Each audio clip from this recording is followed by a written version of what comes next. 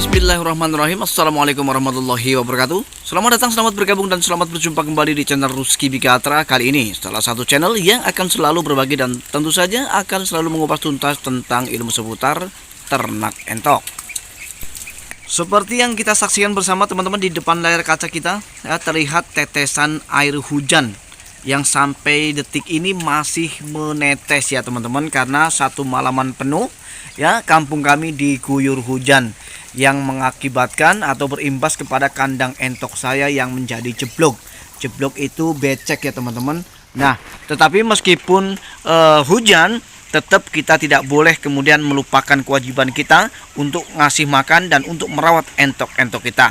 Seperti yang kita lihat, mereka sudah kelaparan ya teman-teman. Jadi untuk teman-teman dan sahabat semua, meskipun hujan ya, kita tidak boleh lepas dari tanggung jawab kita ya sebagai peternak untuk ngasih makan entok-entok kita.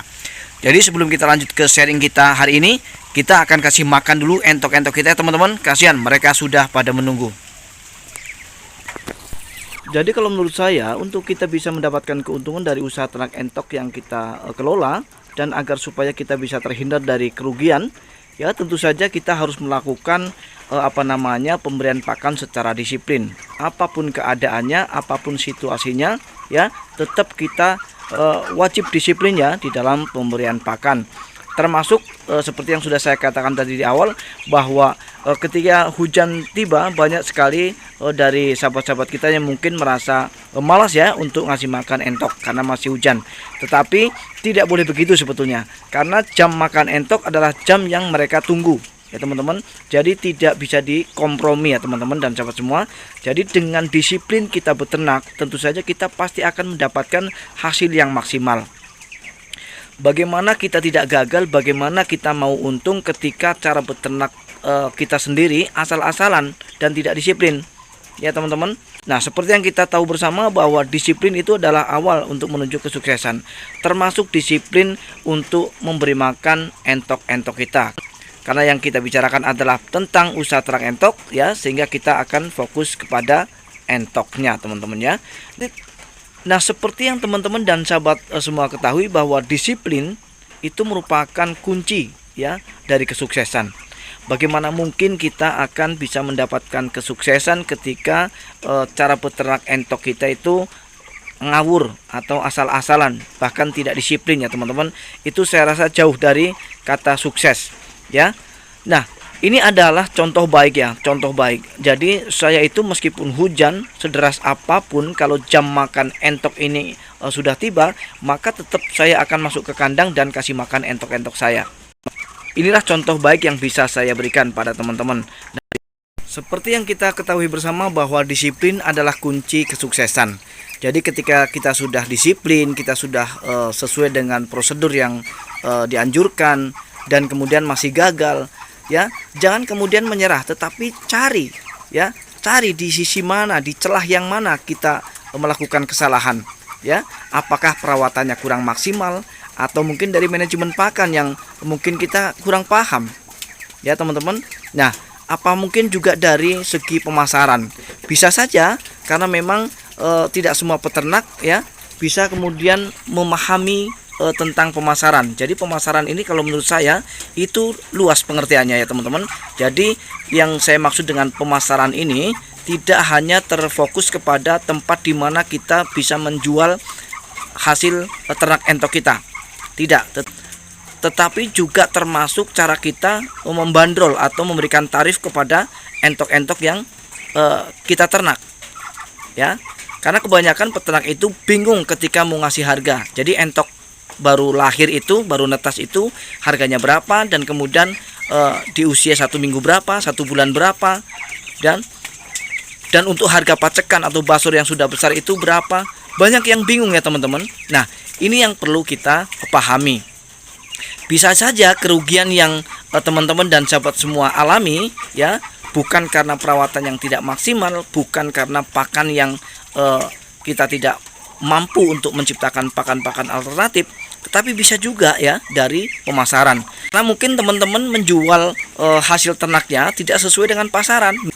Nah, sebagai contoh teman-teman dan sahabat semua ya, kesalahan yang sering kita jumpai bahwa ketika kita tidak paham dengan harga pasaran, maka kita pasti akan bingung ya membandrol dan memberikan tarif pada entok di setiap usia.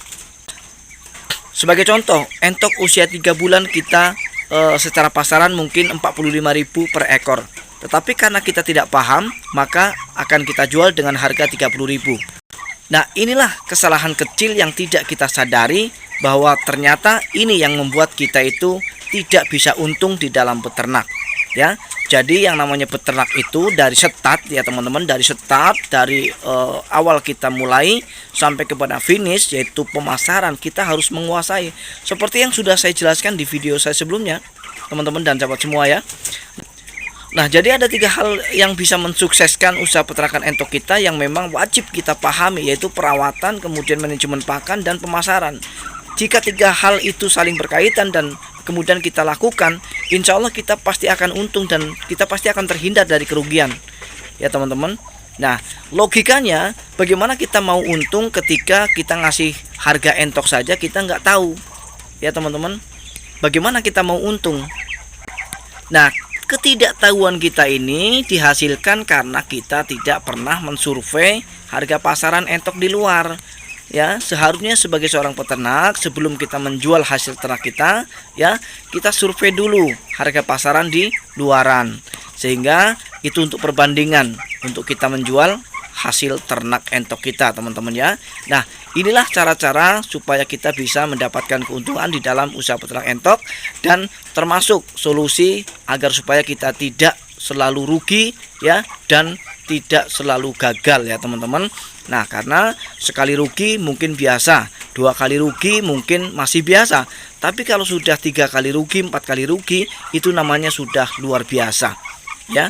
Nah, luar biasanya ini apakah luar biasa tidak pernah belajar atau memang tidak mau belajar ya teman-teman.